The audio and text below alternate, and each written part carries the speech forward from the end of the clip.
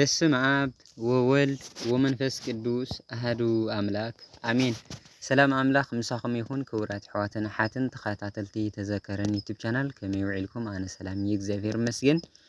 እሽኒ ሎማዓንቲ ሒዘልኩም ዝመጻኹ ድማ ኣብ ዝተፈላለየ መርዓታት መርዓ አብርሃምን ሳራን ይግበረልኩም ዝብል ሰብ ብዙሕ እዩ እሞ ሓዳር አብርሃምን ሳራን ይግበረልኩም ዲና ክንብል ዝግበአናስ መርዓ አብርሃምን ሳራን ክንብል እዩ ዝግበአና ዝብል ፈሊና ክንርኢና ማለት እዩ። ነዚ ቻናል ሓደሽቲ ዝኾንኩም ሰብስክራይብ ብምግባር እተውታት ተኸታተልተይ ዝኾንኩም ድማ ከምቲ ልሙድ ላይክ ሼር ብምግባር እተውታ እናበልኩ ናብኡ ከብለኩም። ሓዳር አብርሃምን ሳራን ይግበረልኩም ክንብል ድዩ ዝግበአናስ መርዓ አብርሃምን ሳራን?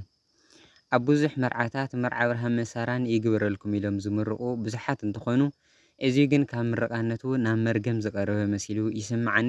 ንምንታይ እንተልና ቁፅሪ ሓደ ካብ መጀመሪኡ እንትንሪኦ ናይ አብርሃምን ሳራን መርዓ ከመይ ከም ዝነበረ ኣይፍለጥን። መፅሓፍ ቅዱስ እውን አብርሃምን ናሆርን ድማ ኣንስቲ ኣእተው። ስም ሰበይቲ አብራም ሳራ እዩ። ዘፍጥረት ምዕራፍ 11 ቁፅሪ 29 ካብ ምባል ሓሊፉ ብዛዕባ ሓዳሮም እምበር ብዛዕባ መርዐኦም ዝዛረቦ ዋላ ሓንቲ ነገር የለን። ስለ ዘየድልየልና ኣይተፃሓፈን። መርዓ ሓንቲ መዓልቲ ሓዳር ግና ሙሉእ ህይወት እዩ። ሰባት ንመርዓኻ እግዚኣብሔር ድማ ንሓዳርካ ይሓስብ። ስለዚ መርዓ አብርሃምን ሳራን ዝበሃል ነገር ኣይንረኽቦን።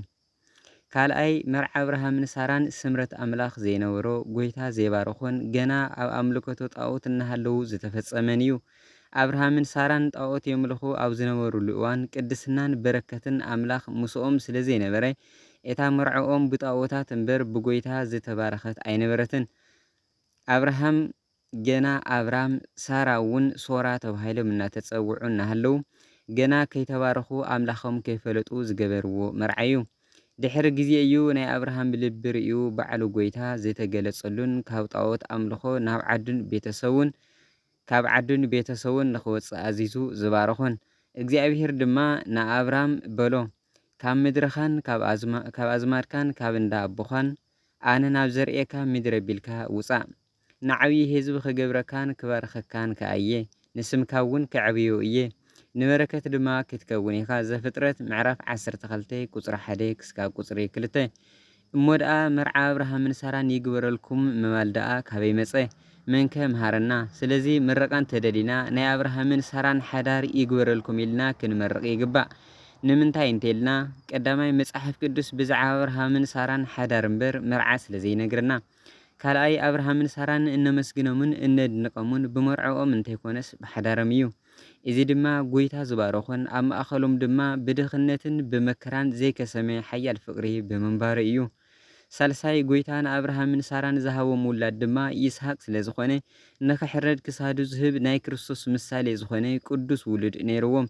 ይስሐቅ ግና ናይ ሓዳሮም ፍረ እምበር ናይ መርዐኦም ውፅኢት ኣይኮነን። ብስር እውን ሰብ ሓዳር ንኽገብር እምበር መርዓ ናይ ምግባር ግዴታ የብሉን። ብቅዱስ ስጉእን ብክቡር ደሙን ዝተባረኸ ሓዳር ንኽገብር እምበር ብላዕሰተ ንኽብል ኣይግደድን። መርዓ ብቁርባን እምበር ብድግስ ንኽኸውን ኣይተፃሓፈን። ሰብ ኣብ መርዓኻ እግዚኣብሔር ድማ ኣብ ሓዳርካ ስለ ዝሰርሕ እንተደሊና ግና ከምቶም ኣብ መርዐኦም ጎይታ ምሳዲኡ ዝተረኸበሎም ናይ ዶኪማስ ገዛ ንኽኸውን መርዓ ዶኪማስ ይግበረልኩም ምባል ይከኣል።